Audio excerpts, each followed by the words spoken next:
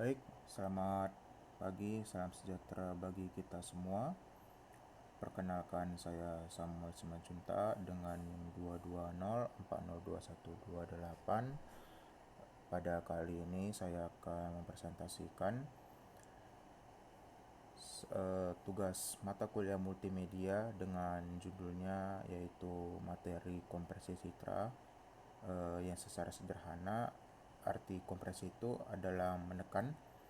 Maksudnya itu kita di sini akan mengetahui dan belajar eh, bagaimana gambar yang akan kita kirimkan itu dikompresi dan dapat ditransmisikan kepada pengguna lain secara efisien.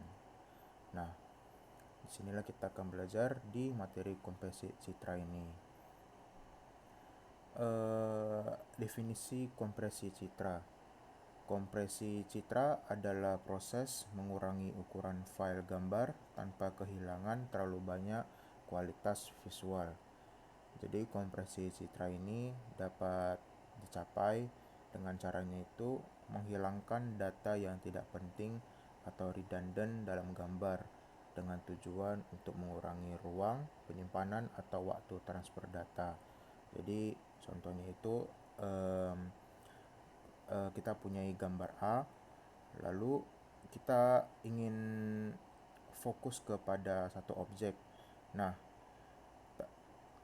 jadi cara untuk mengkompresinya itu adalah kita menghilangkan beberapa unsur-unsur yang tidak penting seperti latar belakangnya, atau kita turunkan sedikit kualitas daripada gambar tersebut sehingga ukuran dari gambar yang kita ambil contoh ukurannya itu 500 kilobyte, maka dapat terkompresi sebanyak 150 kilobyte. Nah, jadi 150 kilobyte itu adalah ukuran yang ringan yang dapat ditransmisikan kepada pengguna lain secara cepat dan efisien. Dan kompresi ini sangat penting dalam multimedia karena dengan kompresi ini memungkinkan gambar digital disimpan dan transmisikan lebih efisien seperti yang tadi saya bilang. Nah, tanpa adanya kompresi, menyimpan dan mengirimkan gambar dengan kualitas tinggi itu dapat memerlukan ruang penyimpanan besar dan waktu transfer yang lama. Jadi semakin besar suatu ukuran gambar atau suatu file gambar, maka waktu transfer ke pengguna lain itu akan memakan waktu yang lebih lama juga karena ukurannya sangat besar. Lalu di dalam teknik kompresi citra ini ada beberapa teknik kompresi yang kita punyai. Ya, yang pertama itu ada teknik lossless, di mana teknik lossless ini mempertahankan semua informasi asli dan gambar sehingga tidak ada kehilangan kualitas visual. Jadi teknik lossless ini sangat cocok untuk gambar yang memerlukan detail tinggi seperti gambar medis ataupun gambar ilmiah. Lalu ada teknik lossy, ya, yang dimana teknik lossy ini dia menghilangkan beberapa informasi dari gambar sehingga dari teknik lossy ini dapat menyebabkan penurunan kualitas. Namun teknik ini mampu mencapai rasio kompresi yang jauh lebih tinggi dibandingkan dengan teknik lossless. Nah, di teknik lossless dan teknik lossy sendiri itu juga memiliki jenis-jenis tekniknya lagi sendiri. Seperti pada teknik kompresi lossless ini ada teknik run length encoding atau RLE dan juga Huffman coding.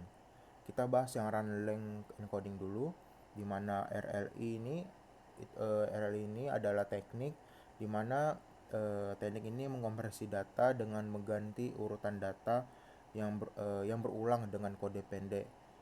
Contohnya A sebanyak 7 kali itu dapat disingkat melalui RLE itu menjadi 7A. Jadi kalau misalnya kayak ada tulisan B sebanyak 100 kali, maka dapat disingkat menjadi 100B.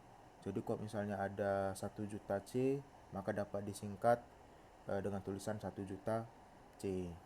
Jadi RLE itu sederhana dan efisien untuk gambar dengan area yang homogen. Lalu ada Huffman coding.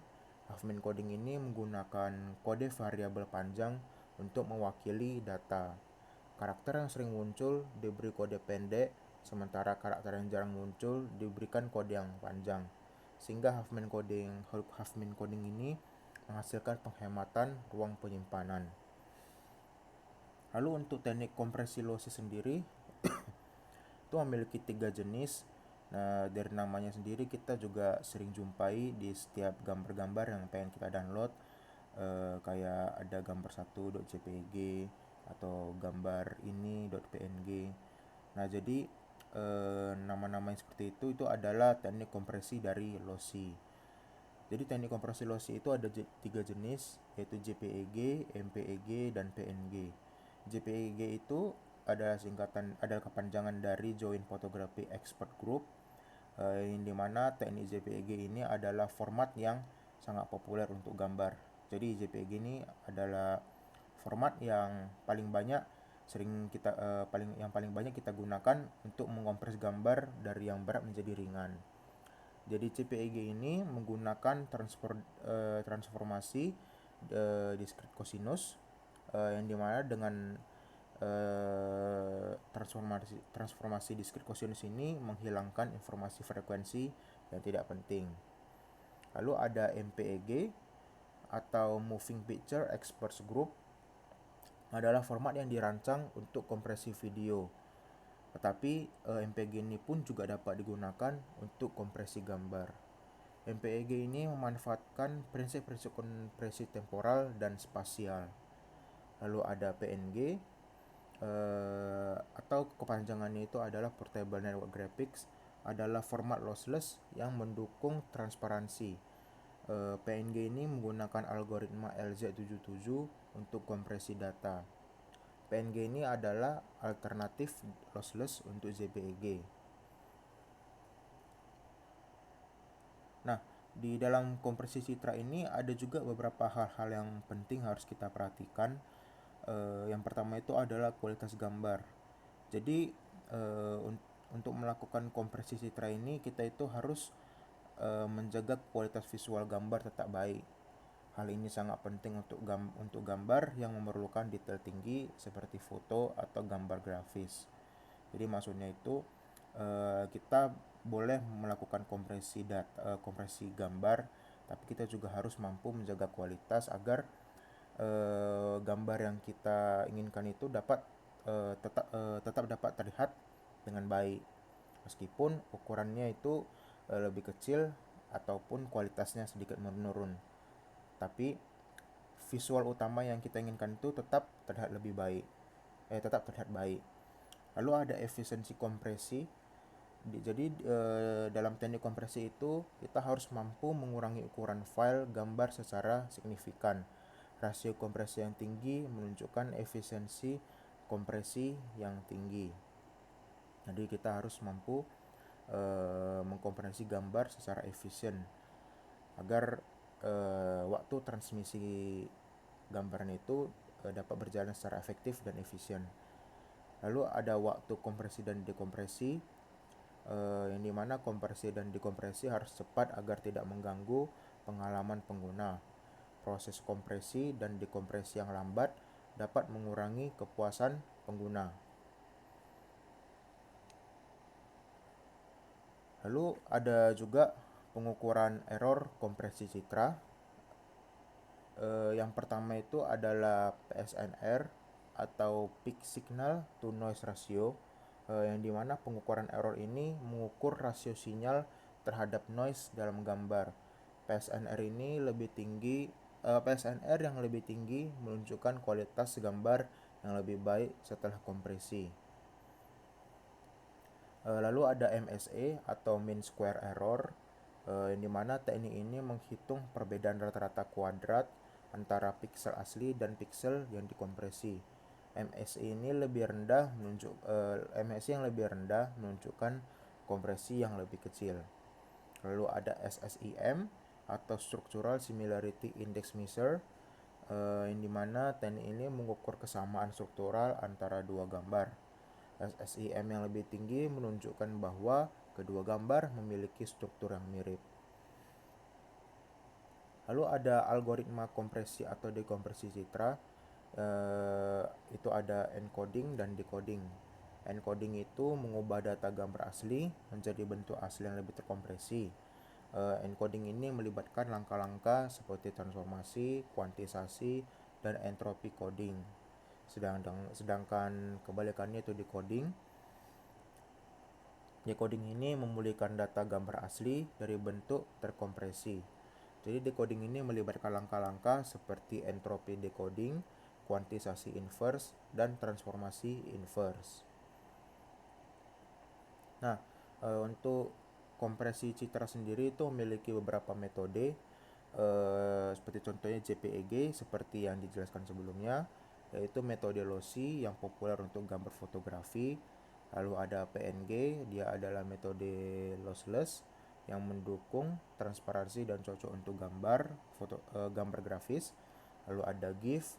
GIF ini adalah metode lossless juga, tapi biasanya kebanyakan digunakan untuk animasi atau video dengan gambar, palet, dan waktu yang terbatas. Jadi biasanya GIF ini format waktu videonya itu kurang lebih hanya sampai 5 detik saja. Dan kualitas gambarnya pun juga diturunkan sehingga kayak terkesan lebih berpiksel gitu.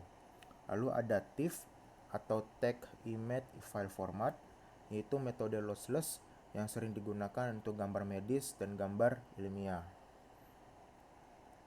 Jadi kesimpulan daripada materi kompresi citra ini, kompresi citra adalah teknologi yang penting dalam multimedia yang memungkinkan penyimpanan dan transmisi gambar digital secara efisien.